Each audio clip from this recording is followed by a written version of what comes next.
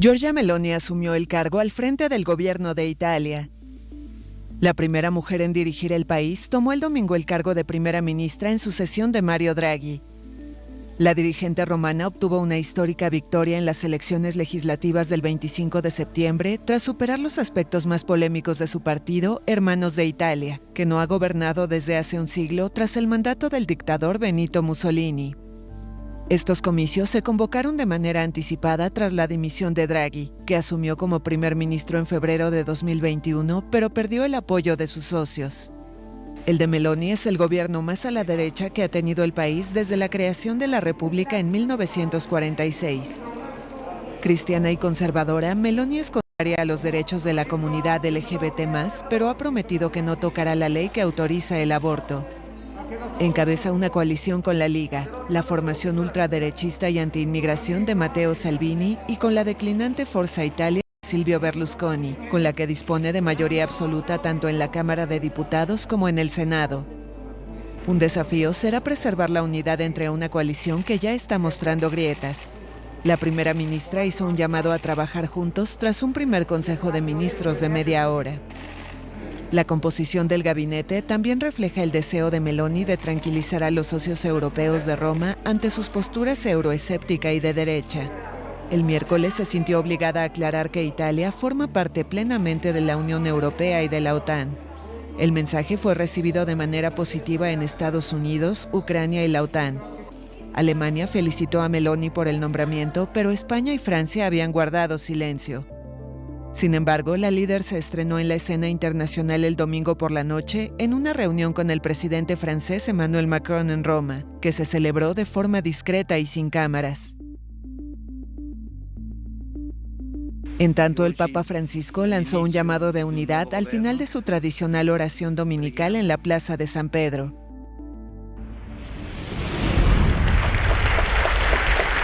El presidente Xi Jinping aseguró el domingo un tercer mandato consecutivo en China. Xi fue elegido nuevamente como secretario general del gobernante Partido Comunista, inclinando al país de vuelta a un gobierno unipersonal después de décadas de poder compartido entre la élite. Recién ahora, el 20º Comité Central del Partido Comunista celebró su primera sesión plenaria y eligió a la nueva dirección central. Fui reelegido como secretario general del Comité Central del Partido Comunista. Desde su llegada al gobierno hace una década, Xi ha acumulado poder como ningún otro mandatario chino, con excepción de Mao. El presidente también fue designado nuevamente como jefe de la Comisión Central Militar de China. Con los nombramientos, el líder de 69 años tiene prácticamente asegurada su designación como presidente de China por un tercer periodo, que se anunciará formalmente durante las sesiones legislativas anuales de marzo. Xi enfrenta grandes desafíos en el próximo quinquenio, incluyendo el manejo de la endeudada economía y de la creciente rivalidad con Estados Unidos. China no puede desarrollarse sin el mundo, y el mundo también necesita a China para su desarrollo. Después de más de 40 años de esfuerzos incansables hacia la reforma y la apertura, hemos creado dos milagros: un desarrollo económico rápido y una estabilidad social a largo plazo. Su designación puso fin al Congreso del Partido Comunista, celebrado en Pekín a lo largo de la última semana, que también aprobó un profundo reacomodo en el poder con la renuncia de varios antiguos rivales de Xi. Para aliviar completamente los corazones de nuestras hijas y hermanas, propuse la libertad del velo. Hagámoslo una garantía constitucional. Veamos si él llegará a eso. Esa fue la propuesta hecha el sábado por el presidente turco durante una intervención televisiva dirigida al líder del principal partido de oposición, Kemal Kılıçdaroğlu, que inicialmente había propuesto una ley para garantizar el derecho a llevar velo. El debate sobre el tema estalló recientemente en Turquía en vísperas de las elecciones presidenciales y legislativas previstas para 2023. Turquía es un país de mayoría musulmana, pero se declara laico en su constitución. Por ello, durante mucho tiempo, el uso del velo estuvo prohibido en la función pública, escuelas y universidades. Esta restricción fue levantada en 2013 por el gobierno de Erdogan. Hemos hecho nuestros preparativos ahora. Enviaremos esta enmienda constitucional al Parlamento. Ya sea que él venga o no, el propósito es que toda la nación vea sus verdaderos colores. A diferencia de la década de 1990, cuando el tema provocó acalorados debates, ningún movimiento político propone hoy su prohibición en Turquía.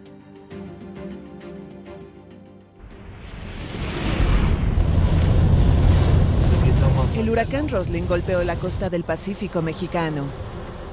El fenómeno más poderoso de la región en esta temporada entró el domingo cerca de la pequeña localidad de Santa Cruz en el estado de Nayarit con categoría 3 de 5 y vientos máximos sostenidos de 195 kilómetros por hora, según informó el Centro Nacional de Huracanes de Estados Unidos.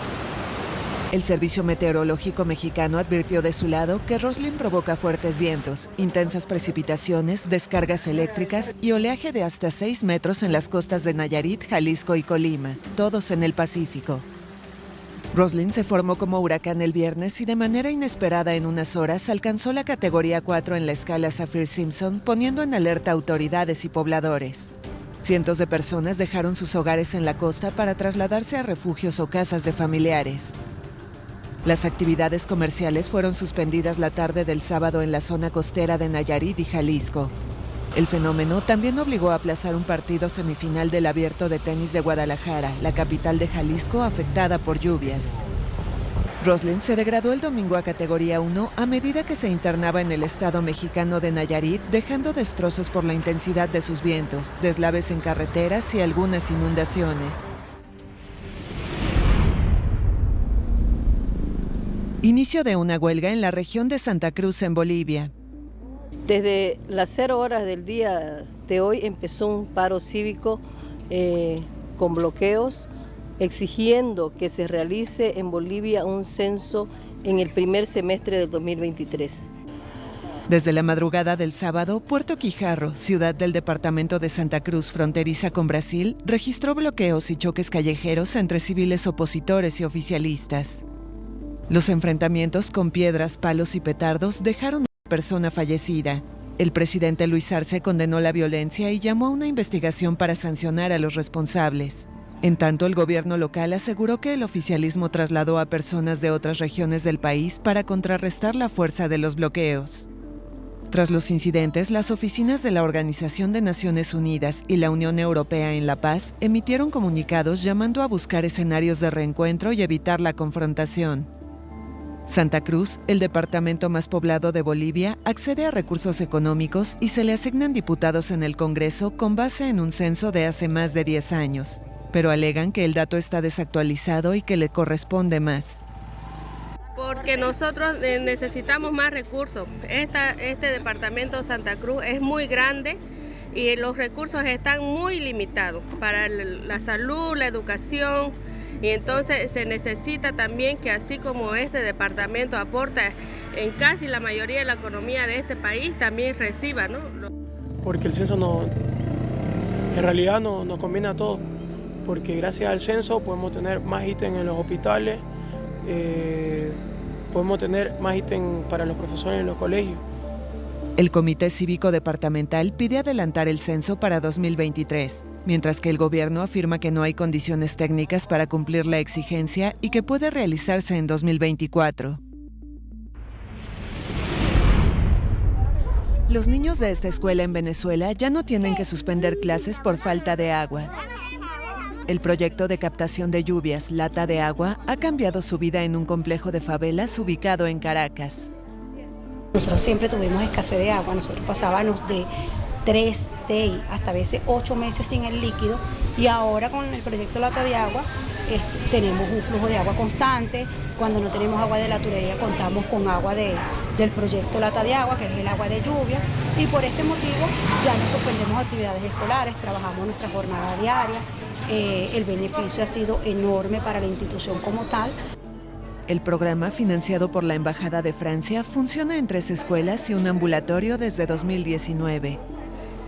Es un modelo que ofrece desde lo local una posibilidad de obtener agua abundante y de calidad durante al menos 6 meses al año en estas comunidades.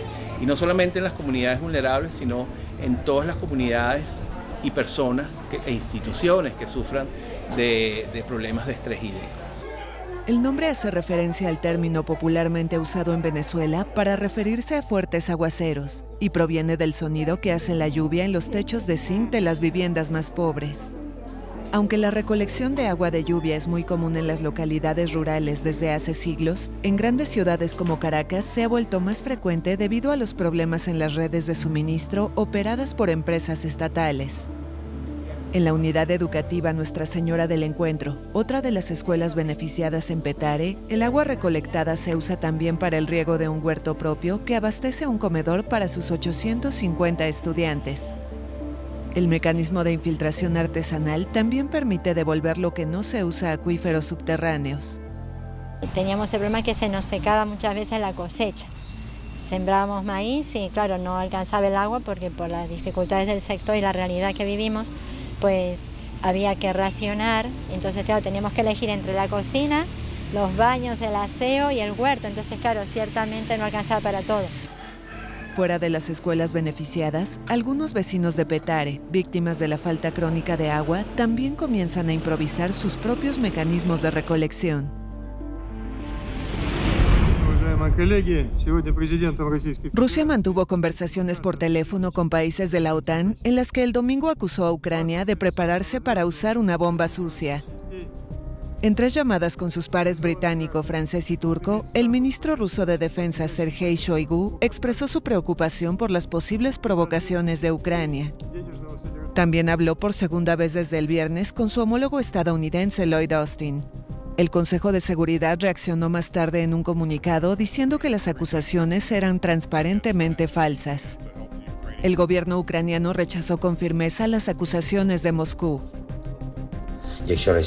Si Rusia llama y dice que supuestamente Ucrania está preparando algo, significa una cosa: Rusia ya lo ha preparado. Creo que ahora el mundo debería reaccionar con la mayor dureza posible. Ante la nueva incursión en Ucrania el domingo, en las que Rusia dijo haber destruido varios depósitos de carburante, el operador nacional ucraniano Ukrenergo efectuó varios cortes de electricidad en Kiev para estabilizar el suministro energético. Más de 1 millón de hogares se han visto afectados por los apagones tras los ataques. Rusia se enfrenta a una gran contraofensiva de Ucrania.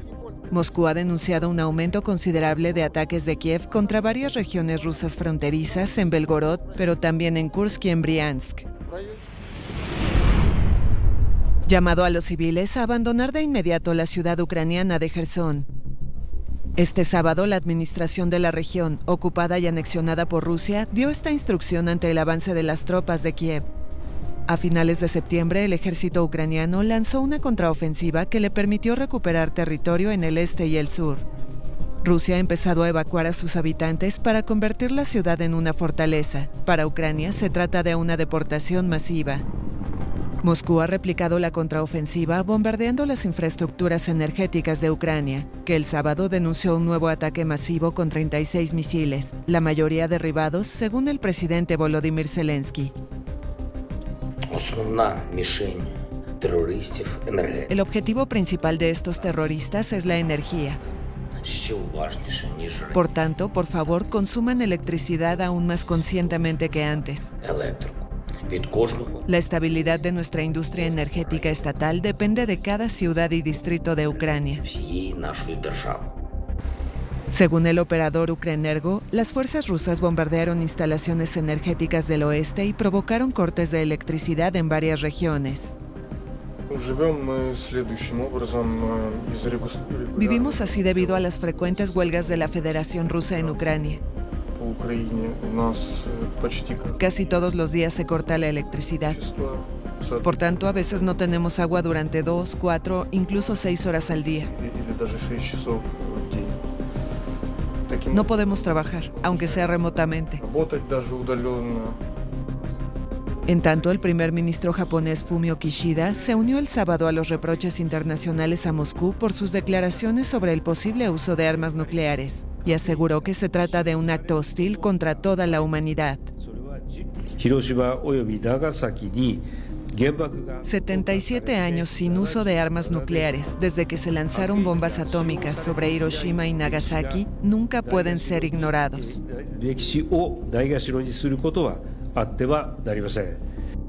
Por su parte, Rusia denunció a mediados de octubre un aumento considerable de los disparos ucranianos contra varias regiones rusas fronterizas, entre ellas las de Belgorod, así como las de Kursk y Briansk.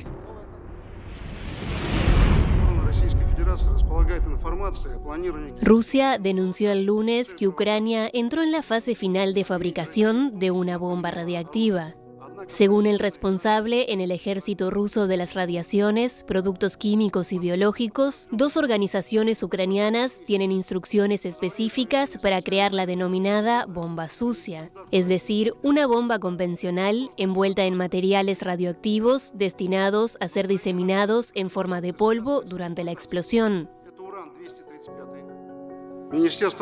El Ministerio de Defensa ruso tiene información sobre los planes del régimen ucraniano de organizar una provocación que incluya la explosión de una llamada bomba sucia o un arma nuclear de baja energía. El objetivo de la provocación es culpar a Rusia del uso de armas de destrucción masiva en Ucrania y por tanto lanzar una potente campaña antirrusa que socave la credibilidad de Moscú. La afirmación se produce al día siguiente de unas llamadas entre el ministro de Defensa ruso, Sergei Shoigu, y sus homólogos de varios países de la OTAN, en las que expresó sus preocupaciones por el posible uso por Ucrania de una bomba sucia en su propio suelo. Las acusaciones de Moscú fueron rechazadas de inmediato por Kiev, que invitó a los expertos del Organismo Internacional de Energía Atómica a visitar sus instalaciones. Si Rusia llama y dice que Ucrania supuestamente está preparando algo, eso significa una cosa. Rusia ya ha preparado todo esto. Creo que ahora el mundo debe reaccionar con la mayor dureza posible. Estados Unidos, Reino Unido y Francia emitieron una declaración conjunta el domingo para rechazar la versión de Rusia a la que definen como claramente falsa. Los ucranianos y los occidentales sospechan que Rusia podría estar preparándose para detonar ella misma una bomba sucia y acusar a Ucrania para justificar a continuación una escalada militar con un arma nuclear táctica como represalia.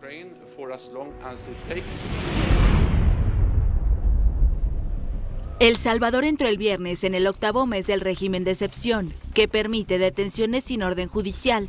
Recientemente fue extendido hasta fines de noviembre por el Congreso, y gracias a ello el mandatario Nayib Bukele ha seguido con la llamada guerra contra las pandillas.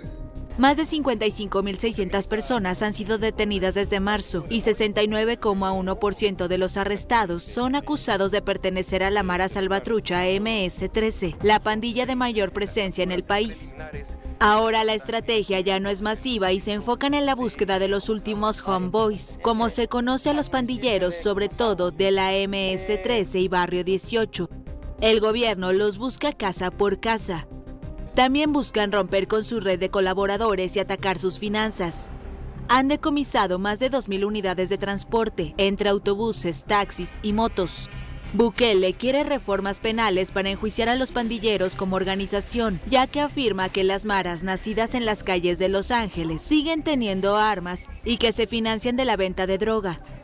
En poquísimo tiempo, El Salvador ha pasado de ser el país más peligroso del mundo. Literalmente, el país más peligroso del mundo, a estar en camino a ser el país más seguro de América. Una encuesta de la Universidad Centroamericana publicada el martes mostró que el 75,9% de los salvadoreños aprueba el régimen de excepción y 9 de cada 10 salvadoreños aseguran que la delincuencia ha disminuido con la política de Bukele. Pues la verdad yo estoy de acuerdo con el presidente, porque él les tiene que poner mano dura, si no van a haber más homicidios y bueno, nuestras familias corren de eso. Sí, yo estoy de acuerdo con él. Pero según el mismo estudio, 66 de cada 100 salvadoreños están en desacuerdo con las capturas sin una orden judicial. Yo lo que pido es al señor, pues, presidente, de que él se ponga la mano en su conciencia y libere todito aquel que no debe nada, que está injustamente. Que estos criminales van a saber hoy que todo lo que hagan sus homies allá afuera, a la población honrada de este país, todo lo que hagan, ese sufrimiento que le hagan a la población, lo van a sufrir ellos aquí.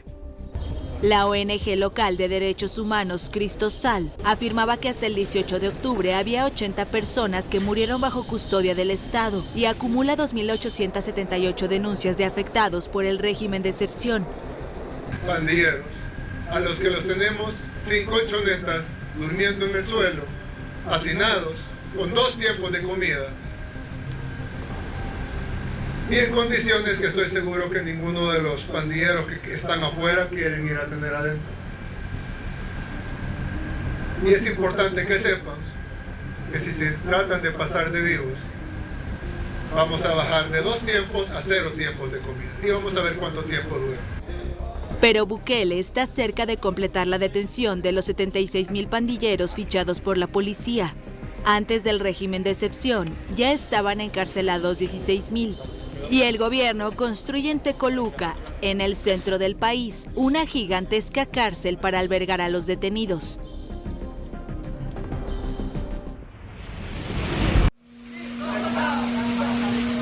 Tres mineros están atrapados desde el sábado en una galería subterránea de Ecuador.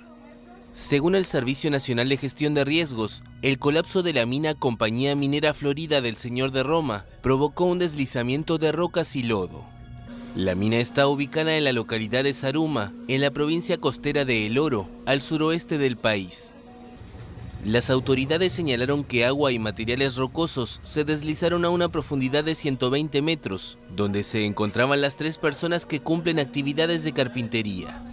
Socorristas de diversas instituciones y personal de la minera llevan a cabo las tareas para el rescate de los atrapados.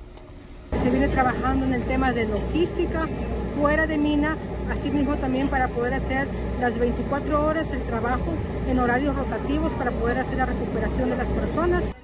El área de Zaruma presenta hundimientos a causa de túneles abiertos por mineros ilegales que operan a la par de explotadores regulados. En Nova Santa Rosa, una localidad del estado brasileño de Paraná, hay banderas brasileñas por todas partes. La bandera se ha convertido en un símbolo de los partidarios del presidente Jair Bolsonaro, que busca la reelección el próximo domingo contra el izquierdista Luis Ignacio Lula da Silva. Y si depende de esta ciudad, la victoria es segura. Aquí el 82% de los votos de la primera vuelta del 2 de octubre fueron para Bolsonaro, lo que convirtió a la localidad en la segunda que más votó al presidente de derecha. Nova Santa Rosa es una ciudad de... Nova Santa Rosa es una ciudad colonizada por alemanes, gente que valora mucho la familia, el cristianismo, todo lo que predica nuestro presidente Jair Bolsonaro, el apoyo al agronegocio, el apoyo a las empresas, así que esto hizo que nuestra gente votara masivamente por Bolsonaro. Votar maciçamente no Bolsonaro. El agronegocio es dueño y señor de esta región, y muchos productores sostienen que Bolsonaro está defendiendo como ningún otro el comercio exterior de Brasil y abriendo nuevos mercados. El agronegocio no dejó de ser atendido. El agronegocio no dejó de ser atendido en el gobierno de Lula. Al contrario, fuimos atendidos. No vamos a ser hipócritas de decir que no fue atendido, pero vimos que había muchas amenazas. Nuestra región, que es una región agrícola consolidada, es una región amenazada por los indígenas. No es que esté en contra de los indígenas, por Dios. Los indígenas, pelo amor de Dios. Otros respaldan al mandatario porque temen que vuelva al Partido de los Trabajadores de Lula. Es el miedo que creo tienen todas las madres, todos los padres, todos los brasileños de tener a sus hijos en manos de un PT, porque vemos que es muy liberal, es demasiado liberal. En la primera vuelta Lula fue el más votado con 48% de los votos, seguido con 43% por Bolsonaro, quien apuesta a descontar la diferencia de cara al balotaje del 30 de octubre.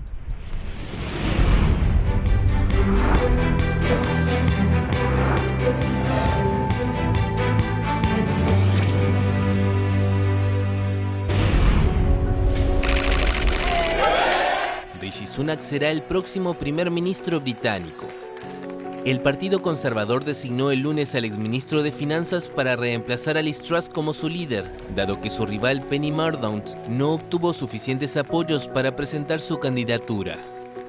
Sunak, nieto de inmigrantes indios que estudió en las escuelas de la élite británica, se convierte en el primer jefe de gobierno surgido de una minoría étnica en el Reino Unido.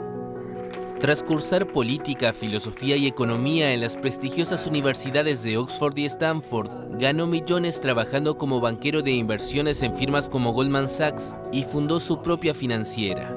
Su esposa es Akshata Marty, hija del cofundador del gigante tecnológico Infosys. Juntos tienen un patrimonio estimado en más de 900 millones de dólares. Pese a ser el diputado más rico del Reino Unido, Sunak era un desconocido del gran público cuando fue nombrado titular de finanzas por Boris Johnson en febrero de 2020. Un mes después de su llegada al gobierno, el estallido de la pandemia le permitió rápidamente diferenciarse de la controvertida imagen de su jefe.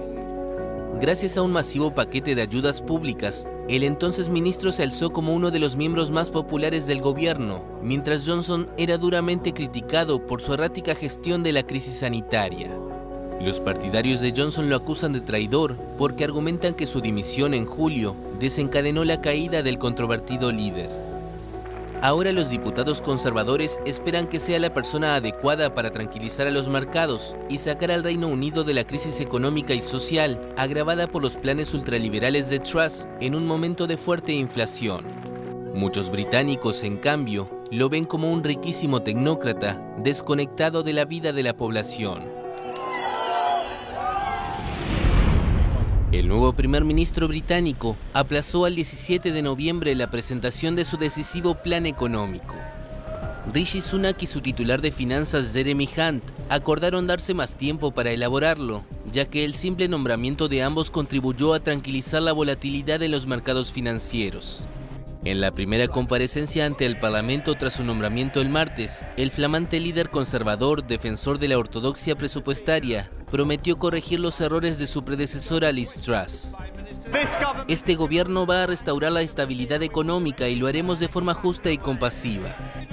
El exministro de Finanzas vivió su bautismo de fuego ante una oposición laborista favorita en los sondeos, que reclama la convocatoria de legislativas anticipadas tras la segunda designación en 2 meses de un jefe de gobierno sin elecciones.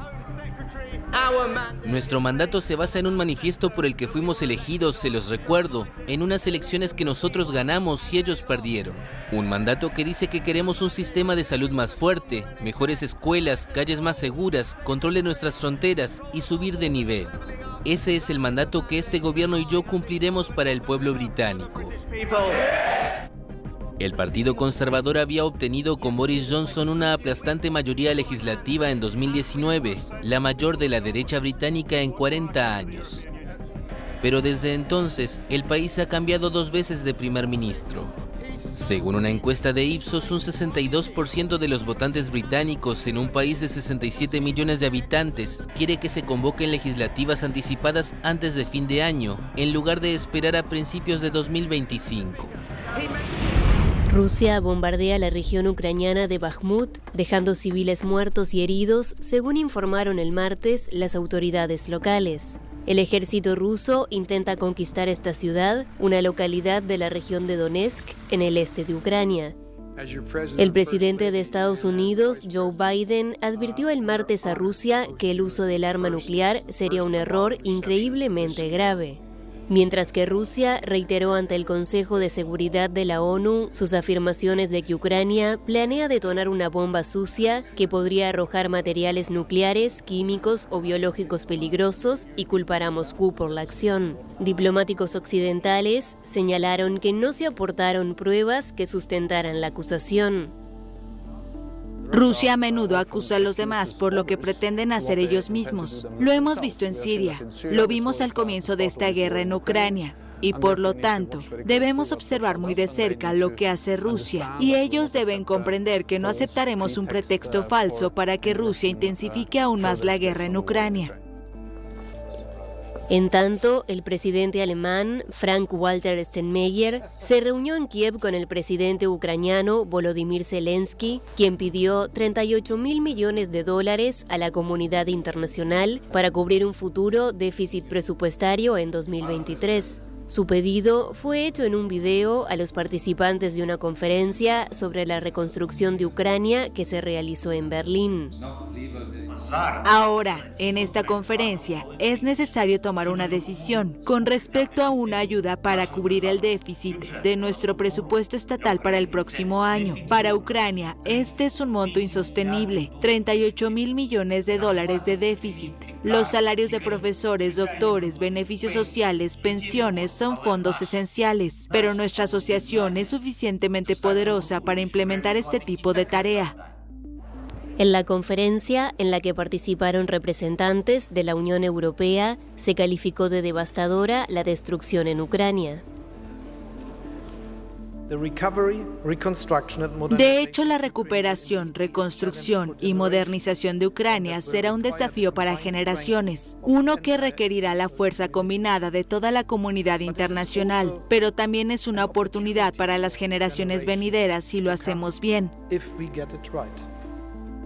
En tanto, las autoridades prorrusas en la ciudad de Melitopol, en el sur de Ucrania, denunciaron que un coche bomba explotó cerca de las oficinas de medios de comunicación locales y varias personas resultaron heridas. Las autoridades ucranianas no se pronunciaron al respecto.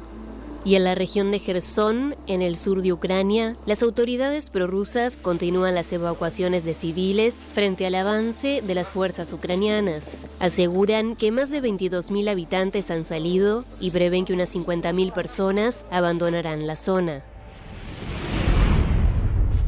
Estados Unidos acusó el lunes a China de interferir su sistema judicial al anunciar imputaciones contra 13 ciudadanos chinos que supuestamente trabajaban para agencias de espionaje de Pekín. El gobierno de China buscó interferir con los derechos y libertades de las personas en los Estados Unidos y socavar el sistema judicial que protege esos derechos. No lo consiguieron. El Departamento de Justicia no tolerará los intentos de ninguna potencia extranjera de socavar el Estado de Derecho en el que se basa nuestra democracia. Continuaremos protegiendo ferozmente los derechos garantizados a todos en nuestro país y defenderemos la integridad de nuestras instituciones. Las autoridades detallaron 3 casos. En el primero, 7 personas presuntamente empleadas de las agencias de inteligencia chinas intentaron obligar a un residente estadounidense a regresar a China. 2 personas fueron arrestadas y los demás siguen prófugos. En el segundo caso, 2 presuntos agentes de inteligencia chinos fueron acusados de intentar obstruir una demanda estadounidense contra una empresa de telecomunicaciones china. Los demandados creían que habían reclutado al empleado estadounidense como activo, pero de hecho, el individuo que reclutaron era en realidad un agente doble que trabajaba en nombre del FBI. Como alega la demanda, los acusados pagaron un soborno al agente doble para obtener información no pública, incluidos archivos de la oficina del fiscal federal en el Distrito Este. No se especificó el nombre de la empresa involucrada, pero los detalles mencionados sugieren que el caso se refiere a Huawei. El tercer caso involucra a miembros de la inteligencia china, que se hicieron pasar por académicos para reclutar agentes en Estados Unidos. La economía de China creció 3,9% interanual en el tercer trimestre de 2022. Así lo revelaron el lunes los datos oficiales. China aplazó la divulgación de las cifras del Producto Interno Bruto 6 días, que se hizo un día después de la reelección de Xi Jinping al frente del Partido Comunista. Según analistas, la segunda economía mundial no debe poner únicamente el acento en su Producto Interno Bruto, sino en la innovación, para alcanzar un desarrollo de alta calidad. Un grupo de 2 expertos consultados por la France Press apostaba de media por un crecimiento de 2,5% interanual entre julio y septiembre, afectado por la política de cero COVID del Ejecutivo chino. Al contrario que otros países que han optado por convivir con el virus y eliminar las restricciones, China continúa implementando una política sanitaria inflexible contra el coronavirus. Muchos economistas consideran que China tendrá dificultades en alcanzar su meta de crecimiento económico de 5,5% para 2022. El Fondo Monetario Internacional rebajó a 3,2% su proyección de crecimiento del Producto Interno Bruto chino en 2022, la más baja desde 1976, salvo en 2020, marcado por la pandemia.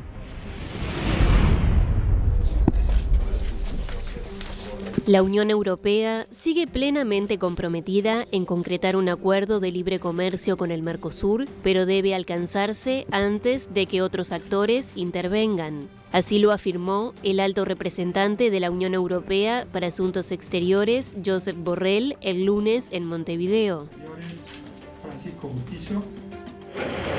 Sí, la Unión Europea sigue plenamente comprometida con la firma y ratificación de este acuerdo, pensando en otros grandes actores económicos que ya están teniendo un gran papel en el desarrollo económico de Uruguay, no los quiero mencionar, pero no saben de qué estoy hablando, y que los vacíos se llenan en política. Y creo que está en el interés de los europeos demostrar una mayor voluntad de conseguir que ese acuerdo llegue finalmente a buen fin.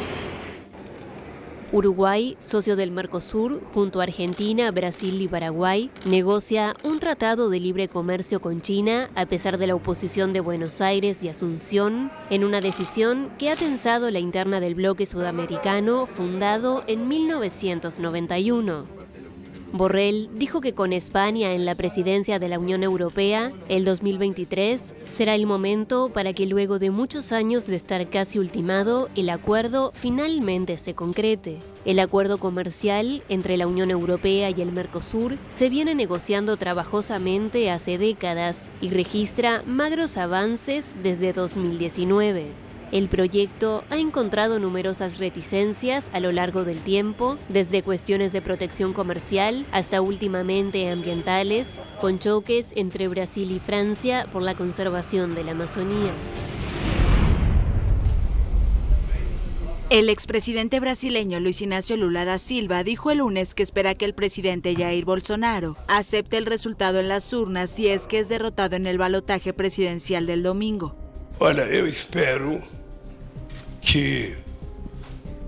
Yo espero que yo ganando las elecciones, él tenga un minuto de sensatez. Tome el teléfono, me llame aceptando el resultado de la elección. Bolsonaro ha cuestionado repetidamente el sistema de votación electrónica de Brasil y ha amenazado con no aceptar el resultado. El veterano izquierdista y su rival de derecha luchan por ganarse a los votantes indecisos en una contienda extremadamente reñida. Esta elección no es entre dos partidos políticos o dos seres humanos. Esta es una elección que va a definir si la gente quiere vivir en un régimen democrático o si la gente quiere vivir en una barbarie o un neofascismo. Eso es lo que está en juego. Lula, que ya gobernó Brasil entre 2003 y 2010, tiene el 52% de los votos válidos de cara a la segunda vuelta, frente al 48% de Bolsonaro, según una encuesta publicada por el Instituto Datafolha. La diferencia entre ambos está dentro del margen de error. Lula había llegado a la primera vuelta como claro favorito. Sin embargo, Bolsonaro se desempeñó mejor de lo que sugerían las encuestas, con el 43% de los votos frente al 48% de Lula. Brasil debe decidir el domingo si reelige al presidente derechista Jair Bolsonaro o si el exmandatario izquierdista Luis Inácio Lula da Silva llega por tercera vez al poder. Y tras una larga campaña muy polarizada y repleta de desinformación, muchos brasileños están hartos. Muy cansado, ¿no? Estoy muy cansado. Claramente la paz no volverá, no es algo que se solucione de un día para otro. Pero al menos volver al respeto que teníamos antes, eso que no está pasando lamentablemente con esta nueva campaña de ambos lados.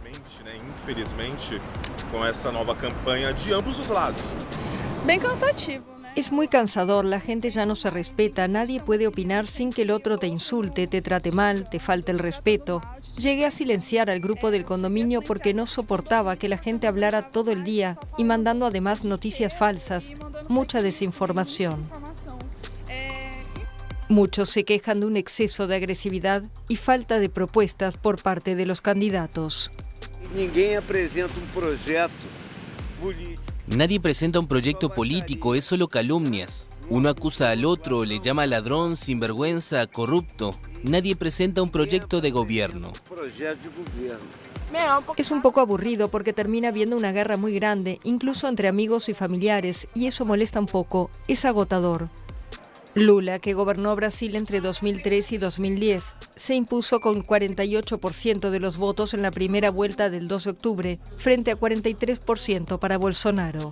De cara al balotaje, las apariciones de ambos candidatos inundan los medios y las redes sociales, en medio de la lucha por ganarse al 4% de los electores que dicen que votarán nulo o blanco, y al 1% que aún se declara indeciso. Desesperados, decenas de familiares de reclusos se agolparon en las afueras de la cárcel Guayas 1, en busca de información sobre la suerte de los suyos ante nuevos enfrentamientos en la cárcel de Guayaquil, en Ecuador. Al menos un preso murió y 2 sufrieron heridas. Las autoridades penitenciarias reportaron enfrentamientos entre internos en la cárcel Guayas 1, que forma parte de un gran complejo penitenciario que incluye otras 4 prisiones en las que hay 13.000 reos. La policía activó medidas disuasivas y de control dentro y fuera de la prisión, para lo que cuenta con el apoyo de militares.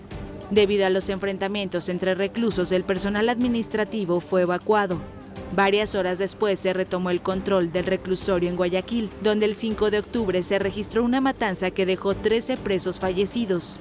En las penitenciarías de Ecuador se registra una guerra por el poder entre bandas vinculadas al narcotráfico, que desde febrero de 2021 deja 400 reclusos muertos, la mayoría en una decena de cruentas matanzas con cadáveres calcinados y desmembrados. Tragedia en Uganda. 11 niñas murieron en un incendio ocurrido en una residencia estudiantil de una escuela para ciegos mientras los alumnos dormían. Ocurrió el martes hacia la madrugada en el distrito de Mukono, en el este de la capital, Kampala.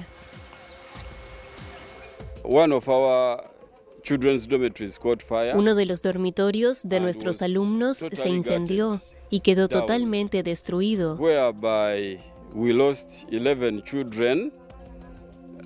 Por lo que perdimos 11 niñas muy pequeñas, de los 27 niños que estaban alojados en ese dormitorio. La policía dijo que hay una investigación en curso para encontrar la causa del incendio y que darían más detalles. La escuela fue construida en abril de 1999 y atiende a varias decenas de niños y jóvenes de entre 6 y 25 años. Este país de África del Este registró varios incendios en escuelas en los últimos años.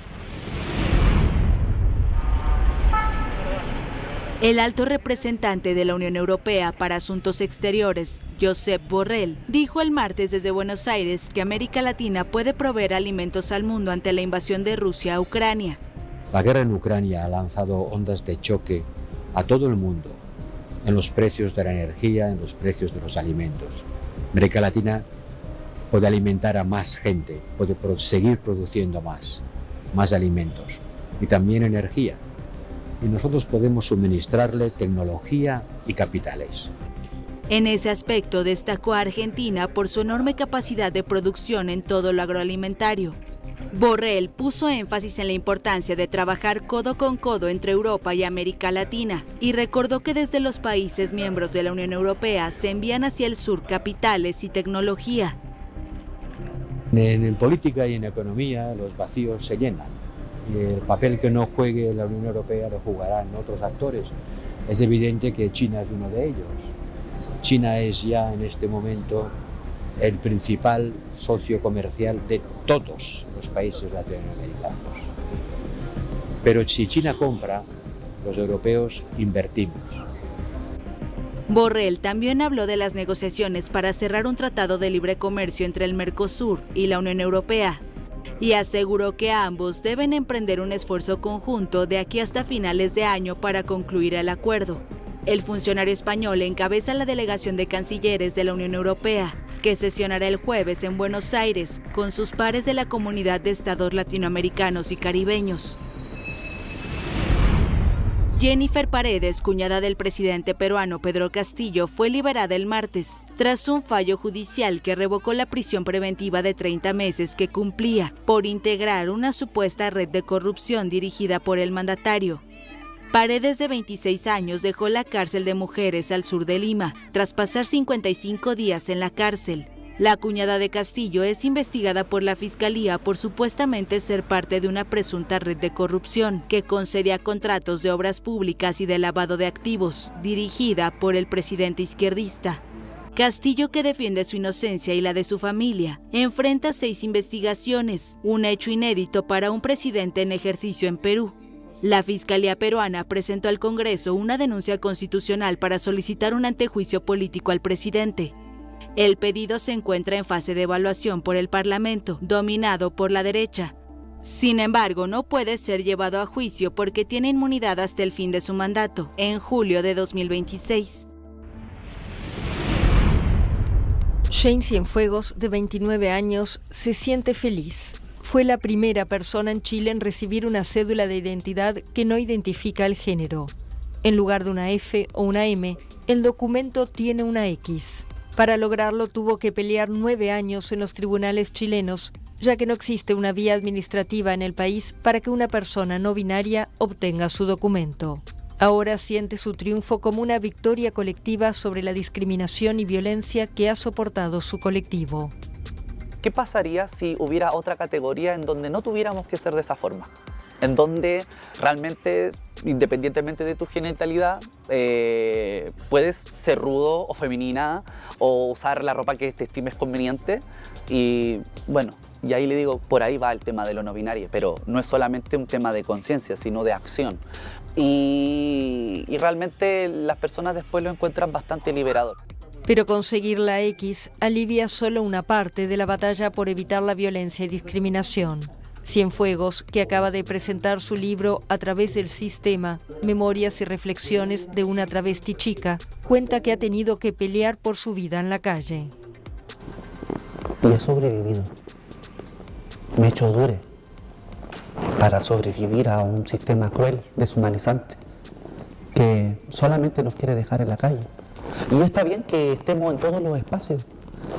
Actualmente Cienfuegos coordina la Unidad de Intervención Social de Organizando Transdiversidades de Chile, una entidad activista que entrega apoyo social a personas trans. Ser trans en este país no se conocen. Son pocas las trans que hemos llegado a esta edad. La mayoría se van muy jóvenes, mis amigas, mis compañeras han ido jóvenes. Y acá estamos día a día en una lucha cotidiana, mala salud. Todavía existen las discriminaciones, la homofobia. Eso no, acá en este país nunca se ha terminado. No somos vistas por el gobierno. Según una encuesta del Movimiento de Integración y Liberación Homosexual, en 2021 se registraron en Chile 1.114 denuncias por discriminación a personas LGBTI y 127 de ellas correspondieron a personas transgénero.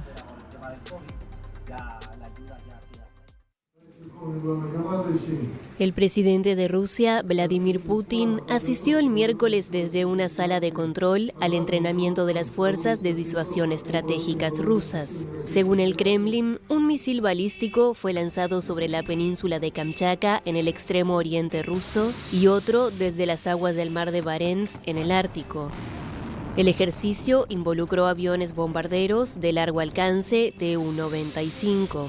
Los ejercicios se producen en plena ofensiva en Ucrania y crisis con los países occidentales. Los responsables rusos han amenazado varias veces con utilizar el arma nuclear en caso de amenaza existencial para el Estado. Poco antes de estas maniobras, Rusia reiteró a China y a India sus acusaciones según las cuales Ucrania prepararía el uso de una bomba sucia, un artefacto que puede arrojar y diseminar materiales radiactivos peligrosos. Ucrania, por su parte, desmiente la menor intención de usar tal arma.